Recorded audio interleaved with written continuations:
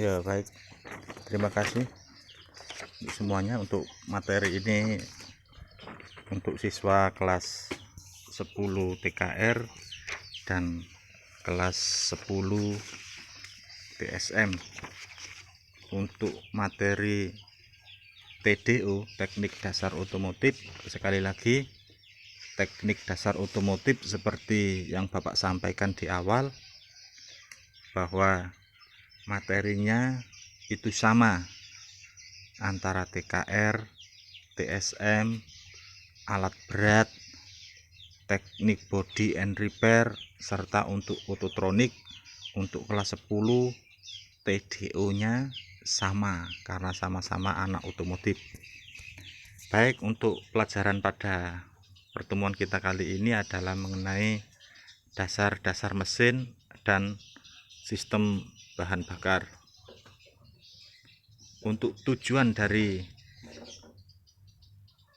pelajaran kita atau pelajaran TDO ini atau materi ini adalah yang pertama, siswa memahami prinsip kerja motor bakar 2 tak atau motor bakar 4 tak begitu. Cara kerjanya bagaimana 2 tak, cara kerjanya untuk motor 4 tak itu bagaimana. Itu tujuan yang pertama. Kemudian tujuan yang kedua adalah peserta atau siswa memahami perbedaan motor 4 tak atau perbedaan motor 4 tak dan 2 tak. Perbedaannya apa? Motor bakar 2 tak dan 4 tak. Itu yang akan kita pelajari nanti. Perhatikan tujuan materinya ini begitu pentingnya karena ini dasar dari otomotif.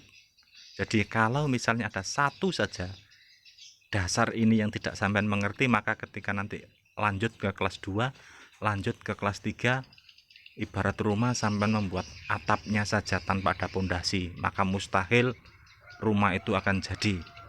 Maka sebelum membuat tiang, sebelum membuat atap, perkuat dulu dasarnya. Ini pelajarannya, teknik dasar otomotif. Ya. Kemudian tujuan yang ketiga, peserta dapat menjelaskan komponen dasar mesin dan fungsinya. Mesin itu punya banyak komponen. Itu nanti sampean harus bisa menjelaskan fungsinya apa saja. Misalnya karburator, fungsinya untuk apa? Itu nanti kita pelajari di sana. Busi, fungsinya untuk apa? Itu juga nanti kita pelajari di sana. Kemudian yang keempat, peserta dapat menyebutkan nama dan fungsi komponen pada sistem bahan bakar. Ya, dapat menyebutkan nama dan fungsi komponen pada sistem bahan bakar. Sistem bahan bakar itu dimulai dari tangki, kemudian masuk ke karburator, kemudian masuk ke ruang bakar. Dari tangki sampai ke ruang bakar, sampai ke knalpot, itu apa saja yang berfungsi. Itu kalau mesinnya adalah menggunakan karburator. Kalau menggunakan injeksi, apa saja komponen-komponennya itu. Nah, itu nanti juga harus kita pelajari di sana. Yang keempat, itu siswa memahami prinsip kerja karburator, ya. Untuk karburator nanti yang EV nanti dijelaskan juga sedikit. EV itu yang injeksi, electric fuel injection, sistem bahan bakar elektrik. Itu nanti di kelas 2 ada, di kelas 3 juga ada. Cuma nanti di kelas 10 dikasih Bapak sedikit untuk bisa memahami nanti di kelas 2 dan di kelas 3.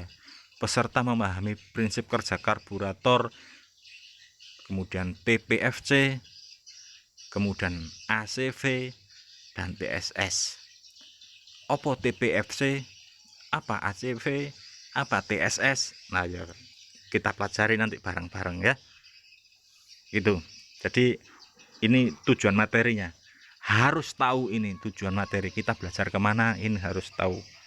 Ya. Slide berikutnya.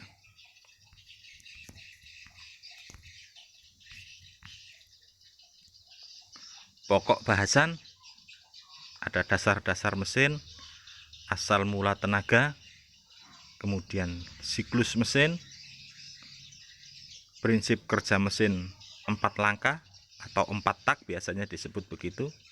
Kemudian prinsip kerja mesin 2 langkah atau 2 tak. Kemudian perbandingan mesin 4 tak dengan 2 tak, itu perbandingannya seperti apa. Kemudian yang kedua, sistem bahan bakar. Ini nanti pertemuan berikutnya, pelajaran berikutnya, banyak ini nanti panjang. Kita pokok bahasanya ini sedikit, materinya sedikit, cuma nanti kalau dijabarkan ya bisa berbulan-bulan ini.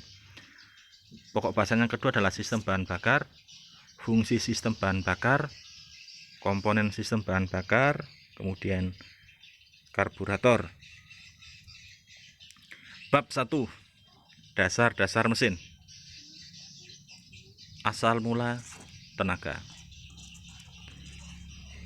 Tenaga panas, di slide-nya dimunculkan Bapak semuanya dulu.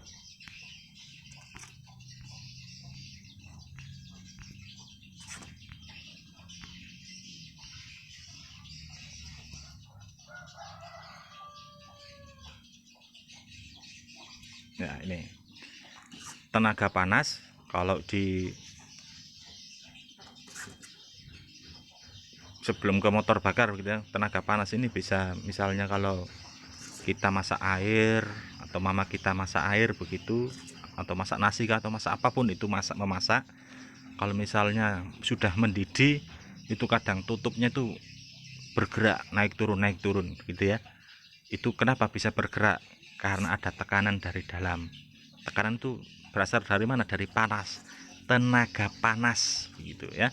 Nah, tenaga panas itu ketika dipindahkan, dikonversikan ke motor bakar, ke dalam mesin, maka itu akan menjadi tenaga gerak ya. Tenaga gerak itu bisa gerak naik turun, bisa gerak putar, bisa gerak ke kanan ke kiri begitu. Kalau di sepeda motor, di piston itu, di ruang bakar itu, tenaga geraknya menjadi gerak naik turun, kemudian nanti diubah menjadi gerak putar yang diteruskan ke rantai kalau di sepeda motor. Kalau di mobil, putarannya itu diteruskan ke propeller shaft ya. Nah, mohon maaf lah anak bapak ini mengganggu sebentar. Duduk dulu sayang, duduk dulu, ayah mau mengajar ya. Untuk asal mula tenaga, diulang bapak, berasal dari tenaga panas, kemudian diolah di motor bakar, di ruang bakar begitu kalau di mesin, kemudian menghasilkan tenaga gerak. Tenaga panas yang di sini dari mana adanya tenaga panas itu? Adanya pembakaran bahan bakar ya. Ada bahan bakar, kemudian ada busi, kemudian ada udara yang masuk. Nah, udara yang masuk itu bercampur dengan bahan bakar ya, bercampur dengan bahan bakar, kemudian mendapat api dari busi sehingga terjadi pembakaran. Kalau misalnya sampean pernah mencoba percobaan begitu, sebuah lilin ya, lilin itu bisa menyala kalau dikasih apa? Kasih api tentunya begitu ya. Kemudian lilinnya bisa menyala. Apa yang terjadi jika lilin yang menyala itu kita buang udaranya dengan cara menutupnya dengan gelas misalnya begitu? Apa yang terjadi? Maka lilin akan mati. Maka syarat terjadinya pembakaran itu ada 3. Yang pertama ada bahan bakar yang tadi kita contohkan, itu sebuah lilin begitu. Kalau di mesin bahan bakar adalah bensin atau solar begitu ya. Kita bahas bensin dulu saja, solar itu nanti ada pelajarannya sendiri, motor diesel begitu. Jadi syarat terjadinya adanya tenaga panas untuk menghasilkan tenaga itu adalah adanya bahan bakar yang lilin tadi, kemudian ada api, korek api. Kalau di sepeda motor atau di mobil itu busi ya. Busi itu fungsinya seperti pemantik api begitu, seperti korek api. Kemudian adanya udara ya kan, tadi ketika ditutup gelas maka pembakaran lilin tadi tidak bisa menyala lagi. Nah, udara di dalam ruang bakar dari mana Pak? Nah, udara di dalam ruang bakar itu masuk bersama-sama dengan bahan bakar. Siapa yang memasukkan ke sana? Pada saat mesin itu melakukan langkah hisap. Ya, nanti dijelaskan Bapak langkah hisap itu bagaimana begitu ya. Ketika bahan bakar dan udara di karburator. Karburator itu fungsinya adalah mencampur bahan bakar plus udara begitu.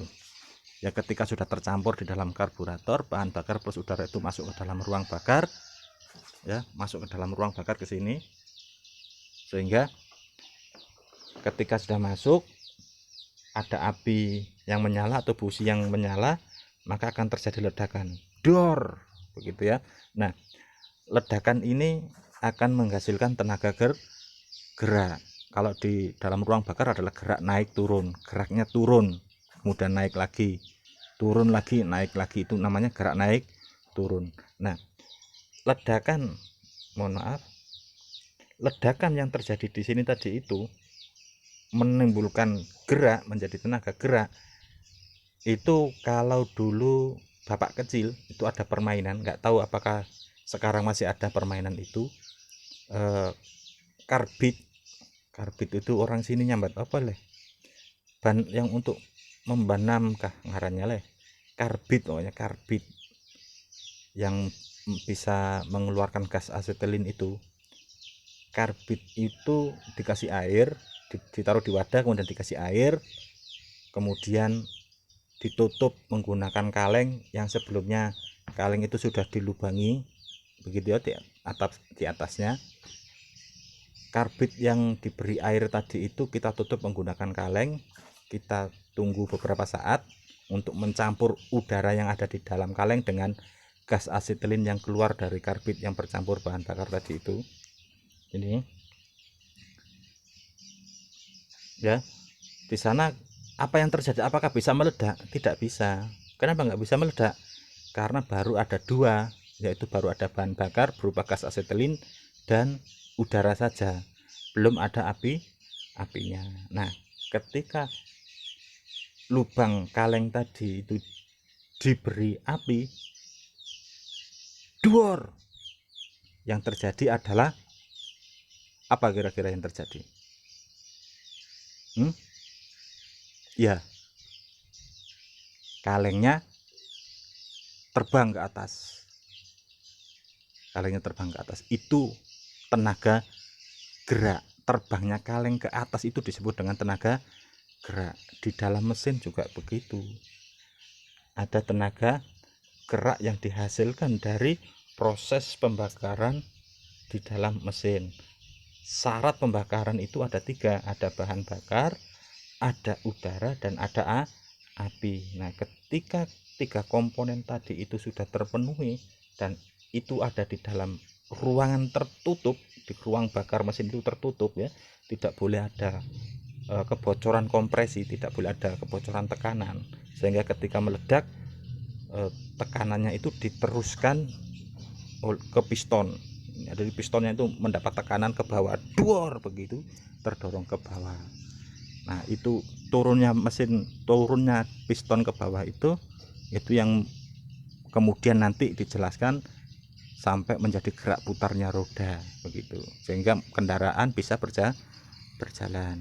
Nah, ini di bawah ini juga dijelaskan, ini hasil pembakaran sarana untuk mengubah tenaga panas menjadi tenaga gerak. Ini ada udara plus bahan bakar ya, ada udara plus bahan bakar yang ada di dalam ya, yang diproses di karburator. Kemudian ada kompresi itu di press begitu, udara dan bahan bakarnya itu ditekan, dikompresikan, dipres, ditekan, sehingga udaranya, suhu udara itu menjadi naik menjadi panas.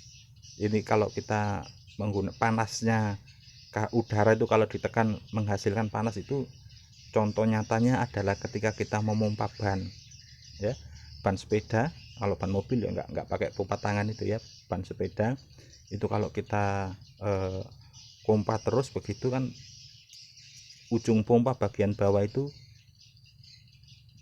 tempatnya udara ditekan kan yang di bawah itu ya. Nah, dia akan menjadi panas.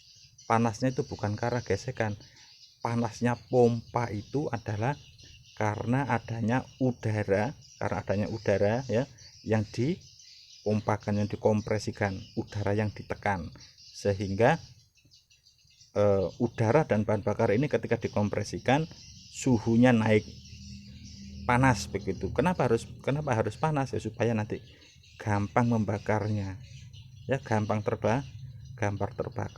Begitu terbakar dor begitu, maka akan terjadi gerak bolak-balik di piston, kemudian diteruskan menjadi gerak putar. Demikian. Terima kasih. Assalamualaikum warahmatullahi wabarakatuh.